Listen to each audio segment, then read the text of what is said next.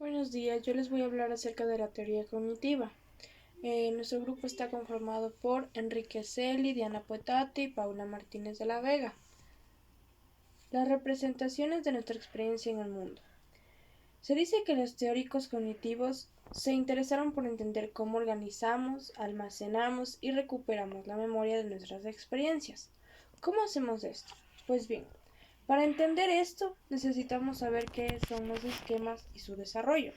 Las personas imponen orden a partir de recurrir a cualidades semejantes a través de eventos de manera repetida. Forman esquemas, organizaciones mentales de información, estructuras de conocimiento, y los esquemas son apenas categorías. Los esquemas incluyen muchos tipos de elementos, como imágenes perceptibles, conocimiento abstracto, cualidades de emociones e información sobre la secuencia del tiempo. Y tenemos que también tener en cuenta que aquí intervienen emociones. Ejemplo, pensar en una fruta roja. Entonces van a pensar directamente en una manzana. Aquí en la representación de nuestras experiencias en el mundo tenemos ejemplares, tenemos tipos de prototipos, miembros reales e idealizados, de manera categórica. Ya. Tenemos también que es un conjunto difuso, es decir, es un esquema de forma vaga de un conjunto de criterios que son relevantes pero no necesarios. Por ejemplo, un evento. Ya, los efectos del esquema. Los efectos del esquema. Los esquemas tienen varios efectos. Primero, facilitan, colocan información nueva en la memoria. Es como si los esquemas fueran un velero. Una vez que se evoca un esquema, la nueva información se adhiere a él de manera fácil. Pero de igual manera, la información que se adhiere depende también del esquema que se use. El esquema nos dice dónde buscar la información en la experiencia que ponemos en marcha. Específicamente buscamos información relacionados con el esquema. Es decir, cambiar el esquema modifica lo que buscamos y como resultado nos damos cuenta de diferentes cosas. Por ejemplo, al inicio del capítulo, se va a hablar de Don Miguel y Sandy. Ellos buscaban casas como posibles compradores. Tomaron en cuenta el diseño de las habitaciones. Si hubieran buscado como posibles ladrones, se hubieran fijado en cosas como joyería, televisiones y computadoras, es decir, cosas materiales. Los hechos en los que se basan los esquemas se perpetúan a sí mismos. Es decir, los esquemas nos dicen en dónde buscar y también sugieren lo que vamos a encontrar. Tenemos que recordar lo que confirman nuestras expectativas frente a lo que no se hace. Esto haría que los esquemas sean de manera sólida en un futuro y también más resistentes al cambio. Otro efecto en los sistemas se deriva del hecho de que a menudo falta información sobre ciertos eventos. Si un esquema es evocado, nos da una información adicional en la memoria. Podemos suponer que lo que permanece en el esquema es verdad para el nuevo evento relacionado con el esquema, porque ha sido cierto antes. Por ejemplo, si uno escuchara que Joe va a lavar su ropa, posiblemente uno supondría que puso jabón en la lavadora, incluso si esto no ha sido mencionado. Ya tenemos una suposición aquí. De hecho, uno podría llegar a creer más tarde lo que se había dicho, aun cuando no fuera así. A esto se le conoce como default, algo que suponemos que es verdad, a menos que no nos digan y no digan lo contrario. Un segundo efecto de los esquemas, entonces, es traer información por default a la memoria para llenar los vacíos. Tenemos la memoria semántica, la memoria episódica, el guión, el conocimiento procedimental. Bien, los esquemas, como ya dije, son organizaciones entre memorias, pero las memorias se organizan de forma diversa. La memoria semántica se organiza por significancia, ya que son categóricos, son de objeto y se dice que son conceptos. Por ejemplo, la mayoría de las personas tienen un esquema para los botes. Cuenta con imágenes de cómo se ven los botes y con palabras que describen a su naturaleza y su función. Ese esquema a menudo incorpora también cualidades, sentimientos. Por ejemplo, a la persona que imaginó los botes se dice que son una fuente de diversión para unas personas o de peligro para otros. Un segundo tipo de organización es la memoria episódica. Esta memoria son para los eventos o los episodios. Es la memoria para experiencias en el espacio y en el tiempo. Es una memoria en la cual los elementos de un evento se siguen encadenando de manera conjunta.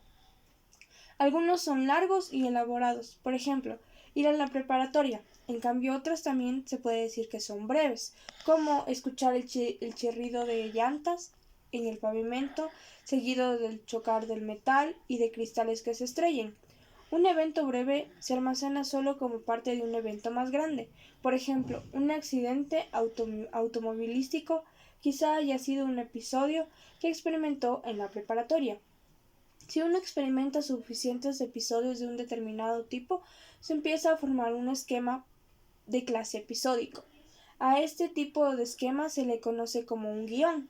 Un guión es un prototipo de un evento o categoría que se usan en parte para percibir e interpretar un evento común, como ir a la tienda de herramientas o podar el pasto. Un guión también proporciona una percepción con un sentido de duración y un sentido de flujo, y cambia a lo largo del evento. Como todos los esquemas, los guiones tienen default, cosas que suponemos que son ciertas. Por ejemplo, al leer esto, John fue a cenar a un restaurante. Ordenó pollo al curry y después de pagar la cuenta regresó a su casa. Usted entendió esta descripción, empleando su guión para cenar fuera. Sus default añadieron una gran cantidad de detalles y de cosas. Probablemente supuso que John manejó hasta el restaurante, aunque también podría hablar que llegó caminando. Entonces, probablemente también podemos decir que por default nos podemos añadir ciertas cosas, como ya lo repetí anteriormente. En todos estos casos, uno proporciona cierta información para llenar los vacíos en la historia. Los guiones permiten mucha diversidad, pero cada uno tiene su propia estructura. Por lo tanto, cuando uno encuentra una nueva variación en el guión, logra entender fácilmente qué es lo que sucede. Es fácil distinguir entre la memoria semántica y la memoria episódica, pero la mayoría de las experiencias se codifican en ambos modos a la vez. Por ejemplo, las categorías conceptuales, de manera semántica, se desarrollan a partir de repetidas exposiciones a regularidades en las experiencias. Esto es episódica. Si un niño pequeño trata de jugar con varios animales y tienen diferentes grados de éxito, le ayudaría a describir que los perros, por ejemplo, y los gatos son dos categorías de animales diferentes. Los esquemas relevantes son poco después de que los psicólogos cognitivos empezaron a estudiar las categorías. Tanto los psicólogos de la personalidad como los sociales empezaron a estudiar cómo se aplican los procesos involucrados en la formación de categorías a los estímulos socialmente significativos. El enfoque de este trabajo recibió el nombre de cognición social. Las personas forman categorías de todo tipo de cosas. Por ejemplo, personas con roles de género, ambientes, situaciones sociales, tipo de relaciones sociales, emociones y la estructura de la música. Las personas muestran diferencias entre la facilidad con la que desarrollan los esquemas y con el contenido y la complejidad de la misma. Esto se debe en parte al hecho de que la gente tiene diferentes cantidades de experiencia. Por ejemplo, algunas personas tienen representaciones mentales elaboradas acerca de la diversidad entre los vinos. Otros solo saben que algunos son vinos rojos y otros son blancos. Los autoesquemas. Un autoesquema especialmente importante es el que formamos sobre nosotros mismos, llamado autoesquema. Este término parece ser un poco del autoconcepto, pero también es un poco diferente. El autoesquema, como cualquier esquema, facilita recordar cosas que se usan de él, proporciona mucha información por default y nos dice dónde buscar nueva información. Nuestro esquema incluso puede sesgar nuestros recuerdos al distorsionar los recuerdos para que se ajusten de mejor manera a la persona y a la forma en la que uno se ve en sí mismo ahora. Por lo general, este parece que es más grande y más complejo. Esto tiene sentido porque probablemente hemos pasado más tiempo dándonos cuenta de cosas sobre nosotros mismos que de cualquier otra en el mundo. El autoesquema incorpora tanto etiquetas de los rasgos como información sobre comportamientos concretos y tiene más elementos emocionales que otros esquemas. También presentan en otros esquemas bien desarrollados que los autoesquemas en las personas diferentes tienen una cierta complejidad, ya que algunas personas tienen diferentes aspectos en distintas maneras, de una persona a otra, ya que cada persona es diferente en su manera de ver y de pensar. Se dice también que al sesgar nuestros recuerdos, aparte de ajustar a la imagen actual, hay una autocomplejidad. La entidad frente a esquemas incrementales, es más como es una variación de los autoesquemas. Es que tanta estabilidad está la estabilidad que asume la gente. Un ejemplo es muy fácil de esto es cómo perciben las personas sus habilidades. Para algunas personas, una habilidad es una entidad, algo que tiene más o menos, pero no cambia. Para otras, en cambio, una habilidad es algo que uno es capaz de incrementar, es decir, aumentar a través de la experiencia. Una vez que uno establece una de estas perspectivas, tenemos que mantenerla como parte de nuestra personalidad. Ambas visiones reflejan esquemas vigentes acerca de la habilidad, pero llevan a diferentes experiencias. Cuando las personas tienen una perspectiva de entidad o de ejecutar una tarea, tratan de probar sus habilidades. Si lo hacen mal, se angustian y desean abandonarla. Es más o menos, para que tengan en cuenta, es como el acercamiento y el evitamiento. Solo que aquí, cuando las personas tienen una visión de manera incrementada, al ejecutar una tarea tratan de extender su habilidad. Y si lo hacen mal, en esta situación como una oportunidad, y lo incrementan de igual manera para poder desarrollar esta habilidad y poder ser mejores. Estas perspectivas actúan de manera diferente en las que otros esquemas se desempeñan. Por ejemplo, la búsqueda de una nueva información de las personas. Cuando las personas tienen una visión de identidad, atienden y recuerdan claves de consistencia. Cuando las personas apoyan una visión, incrementan y atienden, es decir, recuerdan las claves de cambio. La activación de la memoria. En la activación de la memoria hemos hablado acerca de los esquemas desde los ángulos diversos. A continuación, consideramos cómo se organizan y activan los esquemas. Primero, los nodos, la articulación. Aquí vemos más si tiene una conexión lógica o no. Aquí vemos acerca también de la memoria semántica, episódica y fragmento de información. Buscamos también que la ciencia sea de manera intencional y la activación parcial con un impulso. Por ejemplo, como les decía, si ustedes piensan aquí en la palabra rojo, las frutas que se les van a venir a la cabeza son manzanas, fresas o cerezas. Y las verduras, pimiento, ají y tomate, es decir, las cosas principales. Y con esto van a obtener un recuerdo, en el cual también facilita para relacionar la conciencia. Esto se debe a que la activación parcialmente toma de manera complementaria un recuerdo menorativo y también un impulso menor para hacerla completamente activa. La imprimación y el uso de información. Activar un nodo gracias a una tarea que preceda a la tarea de interés. También tenemos la información accesible e información relacionada. Y eso también influye en el comportamiento y en la autoidentificación. Aquí también la intimación es activar un nodo. Como yo dije, gracias a una tarea que preceda a la tarea de interés. Por lo general, las categorías más accesibles son aquellas que las personas usan más.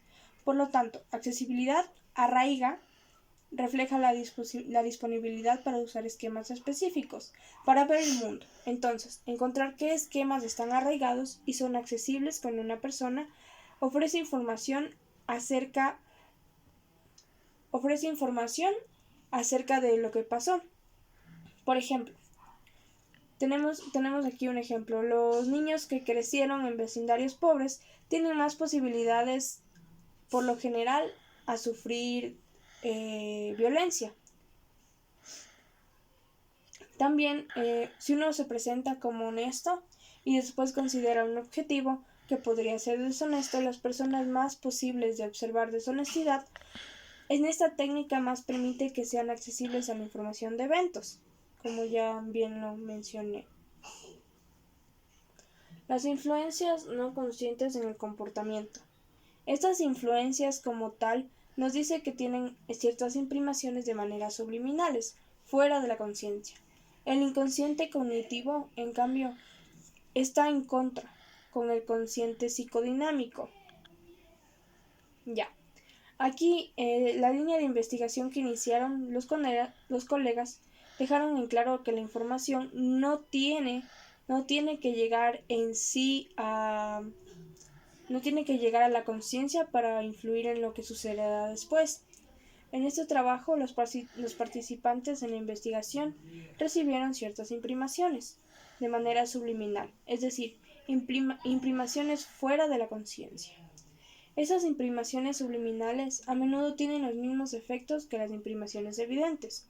Por ejemplo, las personas tienen el objeto de formar una impresión, prestan atención al estímulo de las personas o al objetivo que tienen en memorizar, activan estos propósitos subliminales, tienen el mismo efecto que activarlos de forma evidente, como por ejemplo, también es otro ejemplo, a menudo se relacionan con asociaciones específicas, es decir, asociamos la mente en nuestro padre con obtener buenos resultados en los exámenes. Esta relación, incluso fuera de la conciencia, activa el objeto relacionado que a su vez después nos dedicamos a perseguir inconscientemente.